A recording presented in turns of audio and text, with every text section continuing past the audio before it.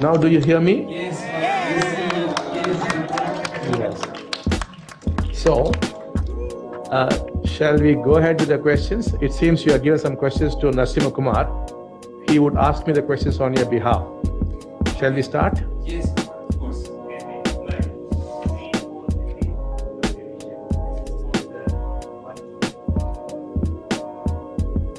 Yes. As far as I am concerned, I see no division whatsoever, because at one point of time the order strength was 220. It has been progressively declining over the years because we do not take any fresh recruits. The order is closed and therefore we do not take any fresh recruits. Those in the order, as they approach 30 years of age or as they cross 30, they generally go back to the world, because monk's life is quite a difficult life, so many prefer to leave. So it has always been declining, and we expect that by 2014 the numbers will be very small, and then we will also be completely dissolving the remaining people. We will be settling them in the world. So people leaving the movement, we do not see it as a division. We see it as a natural happening. We don't expect them to be all their life here.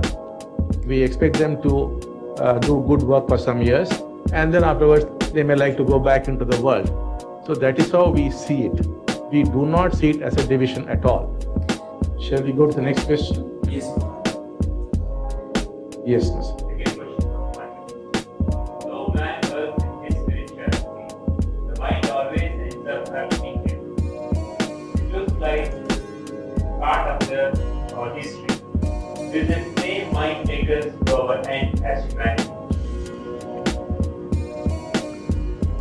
So the essence of oneness is, it is to free man from the control of the mind, to liberate him from the mind. The mind under no circumstances can bring about any transformation. It's all about quietening the mind and liberating yourself from the mind. The oneness and the Dikshas are essentially meant to do that work. With the help of the mind, you can never reach oneness. The next question, Mr. Bhaus, shall I go into it? Yes. Yes. The third question of mine. Apart from working in our connection with the divine, is seeing, accepting reality presently, and giving a lot of diksha. Is there anything else that we can do to win our process and help to achieve the goals for 2012? The most important thing for oneness is 2012. We believe that in 1989 there was an energy shift, which shift was made use of by several people to bring about a lot of changes. Like, for example, they destroyed the Berlin Wall, the Germans were reunited, and there was the Tiananmen Square incident in Beijing, and a lot of other things happened. I have met several people around the world who got completely transformed in the year 89. That was when the first energy shift happened. Now, the next energy shift is going to happen in 2012. Now, it's all about getting ready for 2012, because as energy shifts, we can make full use of it. Now, other movements also can make use of it. People who are working in other fields like environment, healthcare, education, politics, anybody who wants to bring about a change for the better could make use of those energies.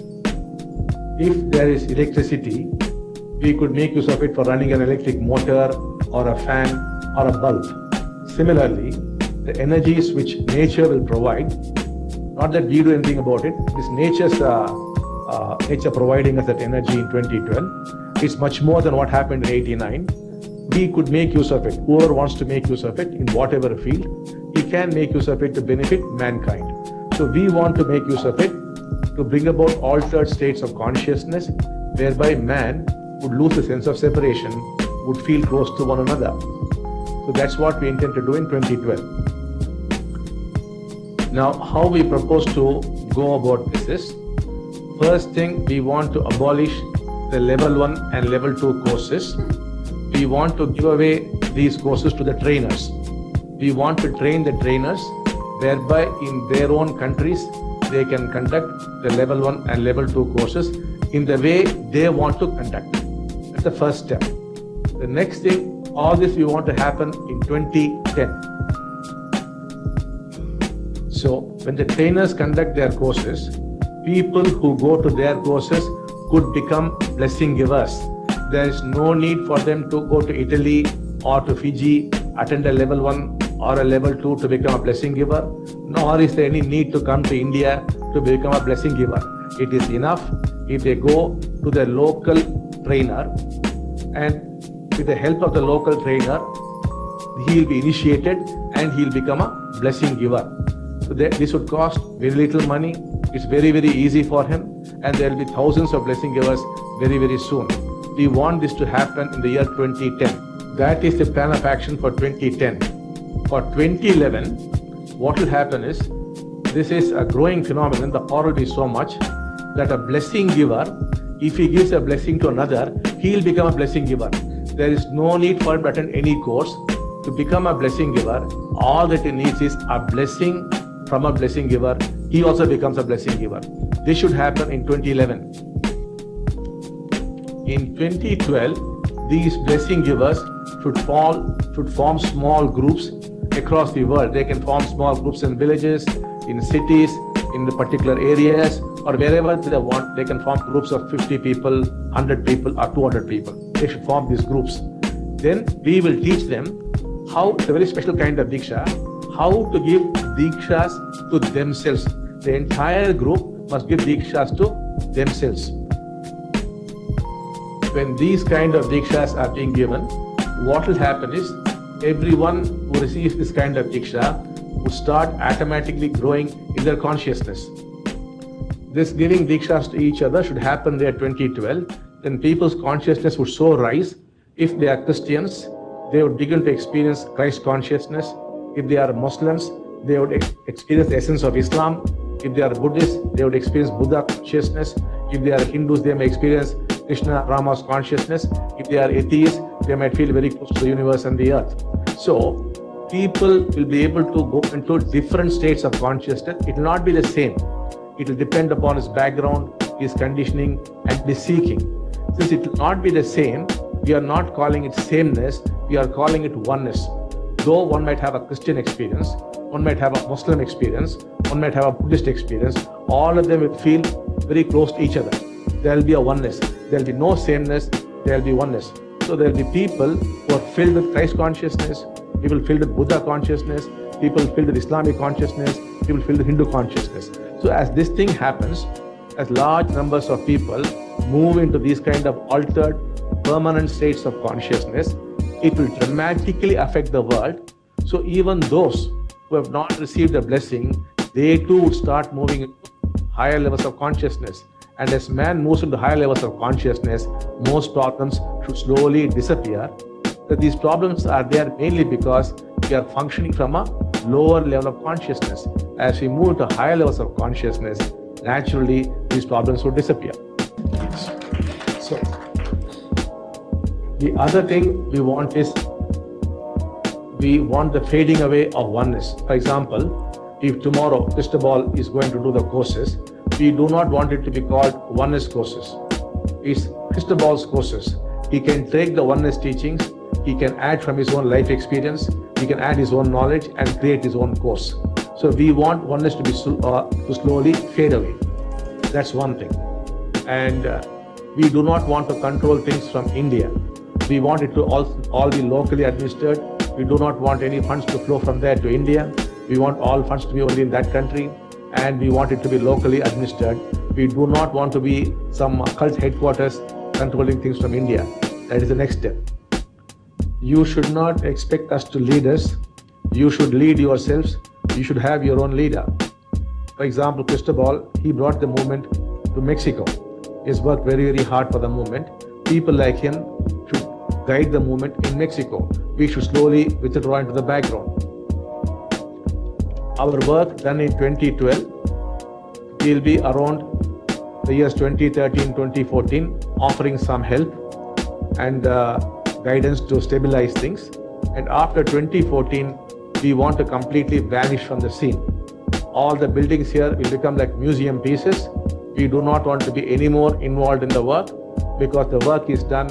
We do not want to become a cult figure. We do not want to take any credit for it. We do not want to experience any importance for that.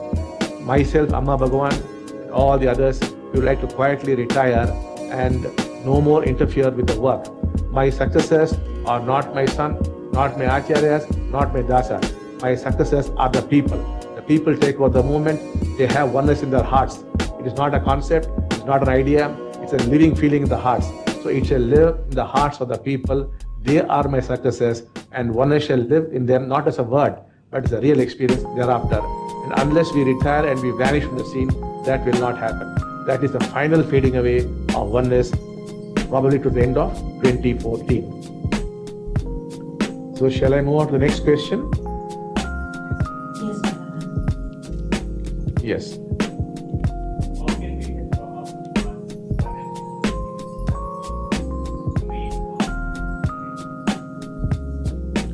You have to start practicing inner integrity. That will be your spiritual work, or what you call sadhana.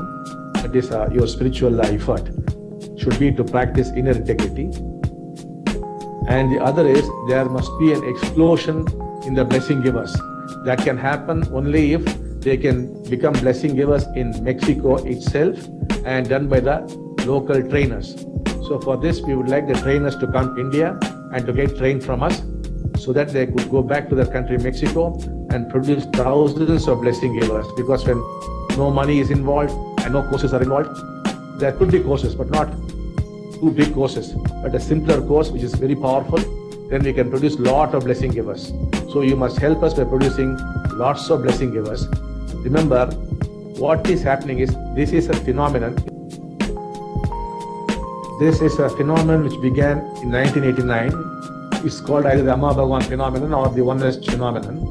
And so far, for various reasons, we have been controlling this phenomenon. Now it has come to a point where we cannot control it. We should not control it. It should be let free. What is holding it back? One is the heavy charges. The other is so many courses. If we liberate the phenomenon from these two things, it will start exploding. So that explosion should result in thousands of blessing givers in the year 2010. And in 2011, as I said earlier, the next help you can do to me is the blessing givers, produce blessing givers. That is in 2011. And 2012, you must start organizing yourself into small groups, like the group that is sitting in front of me there, into small groups, and you must start giving dikshas the way they will teach you to each other and move into higher states of consciousness. It can happen in Italy itself and through the dikshas which you will give yourselves. And then after 2012, your state will continue to grow and to grow and to grow. There is no end to it. So let us liberate the phenomenon. Yes. Shall we move on to the next question? pasamos a la siguiente. Mr. Yes, Baba. Yes. What is required to be a oneness trainer? What is required to be a oneness trainer is there must be great passion to help mankind and especially participate in this vision of 2012. That is the qualification. Next question. Mr. Boss, shall I move on? Sure. I've shared that the LSD will be a process of constant strategy, like this one, for example. But to complete the LSD, then we necessarily correct for video. My interacting with you like this is level 3. It is not that you must come to India, but then it will be nice if you could come to India. We could sit and talk. You are welcome. That's all. Mi interacción como esta con ustedes es el nivel 3. No es necesario que vengan a India, pero si vienen a India sería muy lindo porque entonces podemos platicar. Next question. Shall I move on, Cristobal? Yes, Yes. Baba. All the teaching already imparted by the guides that left the movement still valid. Those teachings are my teachings. They are valid and I give them to you now. They have become your teachings. Next question. Shall I go on? Yes, Baba. Are you against making money? Or is it spirituality and money do not go well together?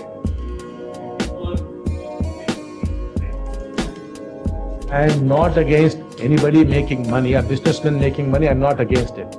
I am only against spiritual people making money. My stand has not changed. I shall now clarify. I have said in my message, it should either be free or there could be charges without making a profit. Now I'll explain still further. Suppose there are poor people who cannot afford, they should not be denied the teaching or the blessing. In that case, you have to do it free. That's the first point. You can very well charge money from people who have money to pay, because if you have got money, it is good that you give some money for what you have received. It completes the transaction. That's why I told earlier, it should not be given free, because if those who can afford to pay, they must pay something to complete a karmic transaction. If they are poor, they should be given free. The third point I was trying to mention was not making money. By that, what I mean is not that it is free. Making money means, let us say a product costs $10. Now, if you can give it for $10, that's okay. You're not made any money. But then suppose you are a whole-time worker, you depend on this work for survival, for having your car, for having your house, for paying your bills. If you depend on this, then it can be more than the cost price. Whatever it costs you to conduct the course, it could be more than that because you are going to survive. That is not making money. But then, if it's too much, then it is making money. So, where charges ends, where making money starts, I cannot tell you. That is your decision. You only should know where the charge ends and where it becomes money making. Suppose for a diksha, you take some $10 or something, depending on the country, it might be okay. So, but suppose you're going to charge him $50, and certainly it is making money. That should not happen. But where that border is, that may change from country to country, from person to person. He may have a large family, he may have to support. It could be different. So that decision you must take. We should not tell you what the cutoff point is. It's completely your business, your affair. We only give you guidelines. We should not poke our nose in that. It's completely your affair. Any other question? So shall I move on to the last question, Cristobal? Yes. Okay. I would like to ask you something as I asked you the last time we met. Just for the people here to understand and to be aware of how things are going to go on. So my question is, in order to be able to maintain our office and pay our secretary and be able to go on working as a coordination, shall we keep on charging the coordination fee until the courses get disappear? Yes, you can continue to charge coordination fees till things change. You can charge. Yes, one more question, Lord. What will be the use of the temple, of the Oneness Temple, in these years that are to come? See, Oneness Temple up to 2012, we expect people to come and meditate here, and those energies will be beamed to all the blessing givers across the world. So that is its main purpose. So once 2012 is achieved, maybe 2013, 2014, it might still continue like that, people coming and meditating there. Thereafter, it becomes a museum piece. Okay. Then after 2014, there will not any possibility for people to go and meditate there? Yes, there will be nothing more there. As I told you, it will be a museum piece. People can visit it as a museum. As I told you, we must fade away from the scene. Otherwise, it will become a cult. So, it becomes a cult, oneness will be destroyed. And oneness becomes a word. That word becomes important, not the real thing. So, we would like you, the word oneness, to go away. And therefore, you simply know something happened here. That's all. So, it will be just like a dummy thing, where people come and go. They like Taj Mahal, you visit, no? There's nothing going on in the Taj Mahal, but it has a huge number of people coming in. So, they can visit if they want to, that's all. But it will have no spiritual significance. Whatever God you worship will live in your hearts. That God will not need a temple. Whether your God is Christ or it's Allah or whoever it is, they will live in your hearts. There is no need for a temple. So basically, the power of the Diksha Brahman will come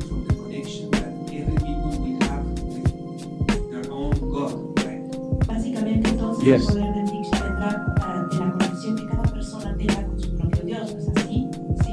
And our work from now to 2014 will be to strengthen the connection that people has with God. Y nuestro trabajo. Yes, exactly. And just the last question basically is, okay, what will happen with the people that consciously or unconsciously doesn't want to grow? They just don't want to go that way because they can be manipulated or whatever is there. What will happen with these people that they are not really willing to grow in this process of awakening in the mankind? From now to 2014, there will be people that will not make it. What will happen with these people? If someone decides not to grow, he cannot be forced to grow. So you can't do anything about him at all. But by and large, most people would want to grow seeing the others, and a natural growth also may happen. And then he might, after growing a little bit, want to grow more. That's how it's likely to happen. There could possibly be very few people who would refuse to grow because it's such a joyous experience. It's quite amazing if anybody would refuse a joyous experience. It may not be possible. Yes. Bhavan, when will be able to have another meeting with you like this? ¿Cuándo tendremos otra junta contigo así? Our meetings for the present could be once a month. Nuestros We could encuentros. start. Nuestros encuentros podrán ser una vez al mes. Por ahora. Thank you very much. We're very Love you happy also. to be with you and to have listened to your words.